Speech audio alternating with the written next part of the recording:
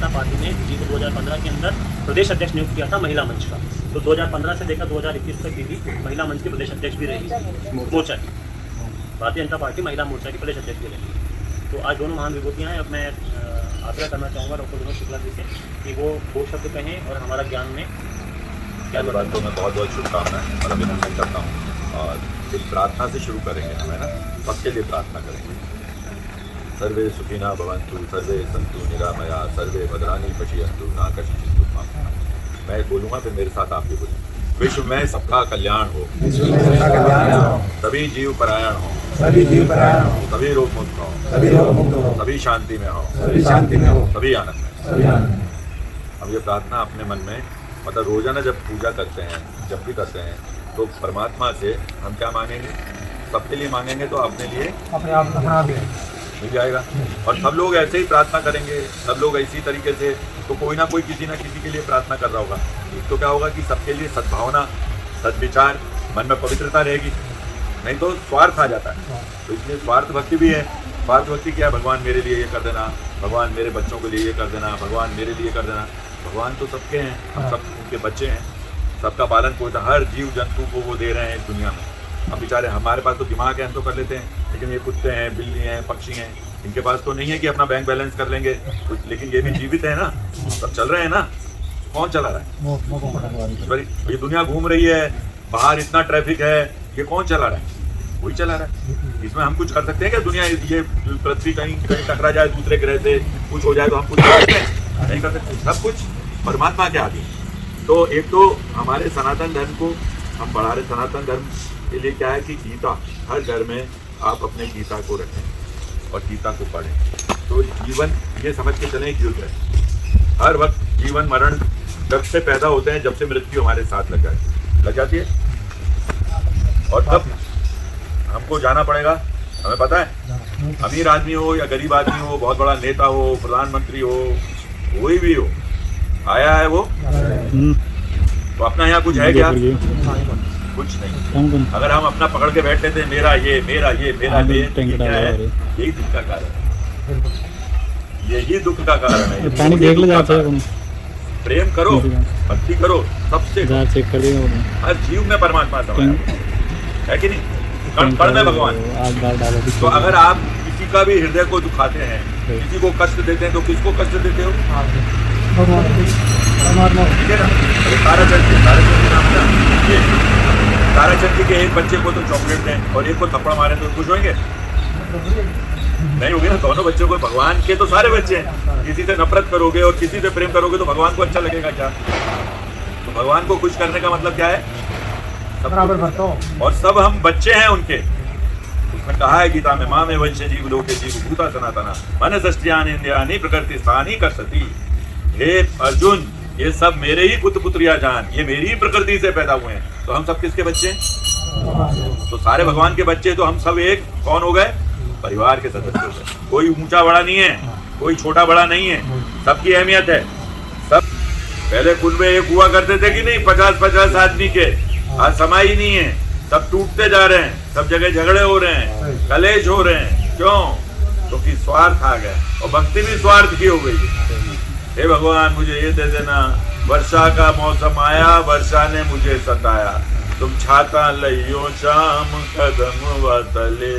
सर्दी का मौसम आया, सर्दी ने मुझे सताया, तुम कंबल लियो शाम कदम वतले।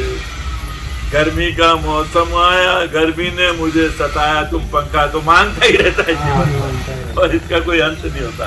तो हमारी प्रवृत्ति क्या हो जाती है? मांगते रहने से एक भिखारी की प्रकृति हो जाती है, और हम मांगते रहते हैं। ऐसे ही नेता, अभिनेता, सबके हाल सब है, मांगते रहते हैं।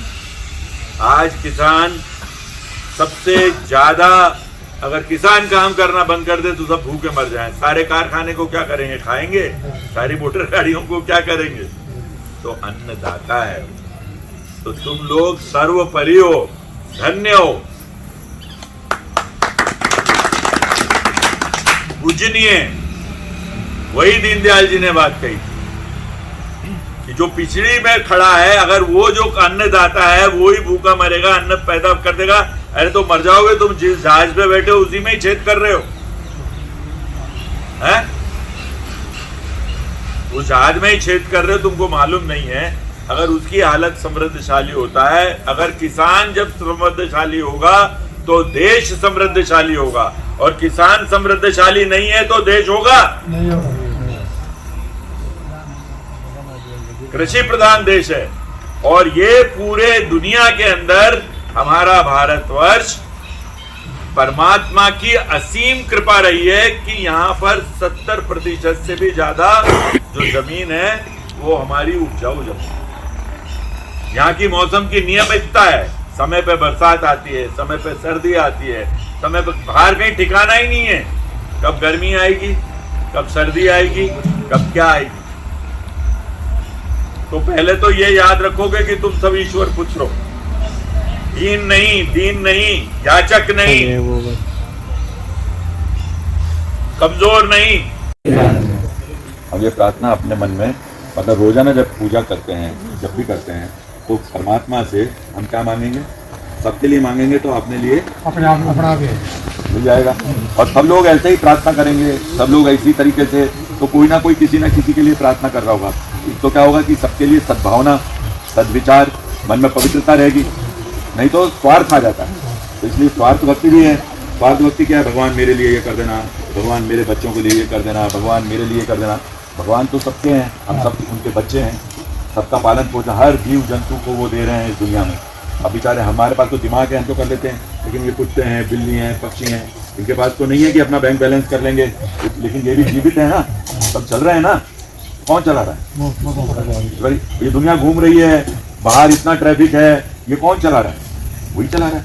इसमें हम कुछ कर सकते हैं क्या? दुनिया ये पृथ्वी कहीं कहीं टकरा जाए दूसरे ग्रह से, कुछ हो, सब कुछ परमात्मा के हाथ में, कोई भी हो आया है वो।